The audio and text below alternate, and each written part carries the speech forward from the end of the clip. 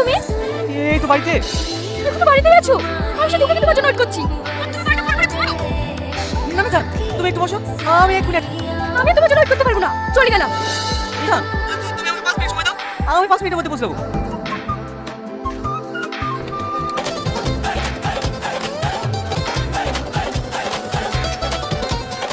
কিরে কোথায় যাচ্ছে? একটু বাজারে যাও মা। এইভাবে? হ্যাঁ, কেন কি হয়েছে?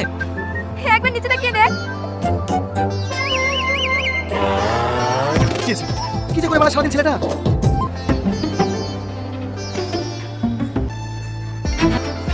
রাস্তাঘাটে দেখি শুনি গাড়ি চালাতে পারো না তো তো আপনি তো রাস্তার মাঝখানে গাড়ি দাঁড় করে রেখেছিলেন। গাড়ি না থাকলে তার অ্যাক্সিডেন্ট হতো না।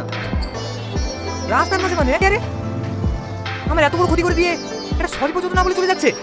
চলে এসেছি জান, 20 সেকেন্ড আগে চলে এসেছি। এই কি অবস্থা তোমার? থামলে কি করে? আর বলো না, রাস্তা থেকে একটা ব্যাকের সঙ্গে অ্যাক্সিডেন্ট হয়ে গেছে। আমি ব্যাকের লোক স্কুটি থেকে পানি টানটা নামাইছিলাম, কোথা থেকে এসে আমাকে ধাক্কা মেরে দিল। আমার সাথে তর্ক করছিল, তর্ক করতে গিয়ে তোমার লেট হয়ে গেল, নাহলে তো আমি আরো 1 মিনিট আগে চলে আসতাম।